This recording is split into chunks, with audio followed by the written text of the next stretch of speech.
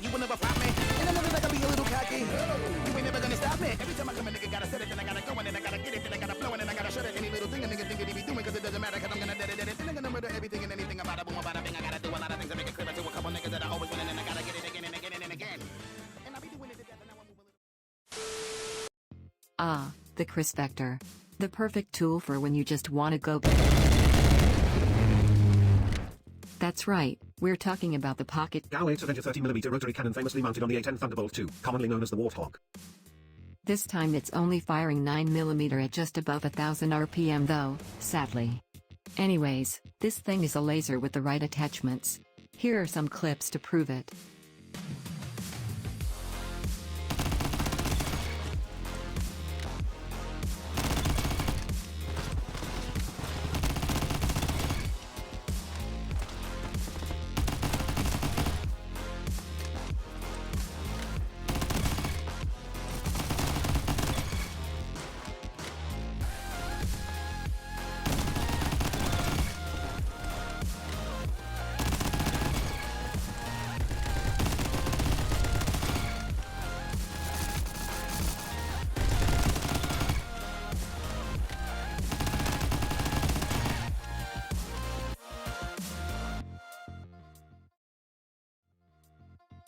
All that and more, from a setup with basically no horizontal recoil, barely any hipfire spread, and best of all, knife-level movement speed. Perfect for flanking and other high-mobility plays.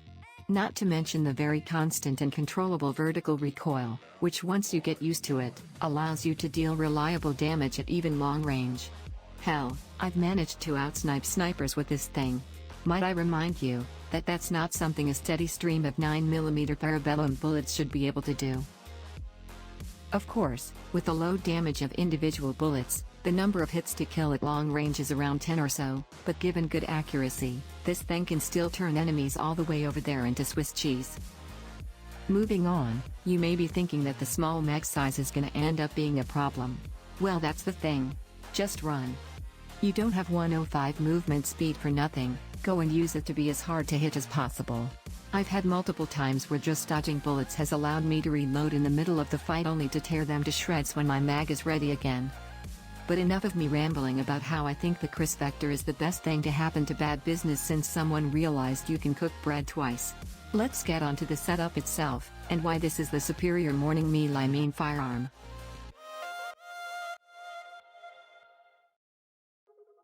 Now, before we begin, you may have noticed how in some clips I have a Type 2 dot sight while in others I'm using default irons. This is because there is some space in this setup for you to play with and choose things depending on preference. For example, we have the first attachment we're gonna talk about. Get any low magnification optic you want, unless you like using the default irons like me. Using an optic will leave you down on a tiny bit of the extreme recoil control, however since some sights give faster ADS times, it can be a worthwhile trade-off in the end. Secondly, lasers. The all-around best one in my opinion is the tactical laser. It offers the best hip accuracy while also giving you a downside that is effectively useless anyways. Like seriously, who looks for that laser dot? Especially in the middle of a heated battle? Like come on, it's basically a direct upgrade from stock at the cost of a slot. Completely worth it in my opinion. Next up, slap the muzzle brake on the thing. The Vector already has a laughably small amount of horizontal recoil, so we don't exactly need to worry about that when increased recoil control seems to fix it for us. And well, less vertical recoil is always a win. As far as grips go, depending on preference, I would recommend using a tactical, Ranger, or canted grip. If you really want to, it would likely be possible to use lightweight or vertical grip instead, however I don't recommend it. If you didn't pick up a sight, you'll have an extra slot to use on tapes. I recommend the granulated tape, since that gives the extra recoil control I was talking about being sacrificed if you use optics. However, rubberized might work better for you. Once again, preference decides. And lastly, we have perks. You can choose whatever you want, or none at all if you want to use optics and tape at the same time. However, I recommend getting lightweight if you want to unlock this thing's full flanking potential by giving it melee speed. Now, I prefer giving more options so people are encouraged to make their setup the way they want it, rather than to just copy mine. However, if you want to be lazy and just use my setup, get yourself a tack laser, muzzle brake, tack grip, granulated tape, and the lightweight perk. And voila, you now have a highly capable and pushy setup on a somewhat slept-on weapon. Enjoy filling your enemies with lead, 9mm at a time. Thanks for watching, it's a miracle you stuck around this far. Feel free to do all the usual things that the hip and cool YouTubers tell you to do, I guess.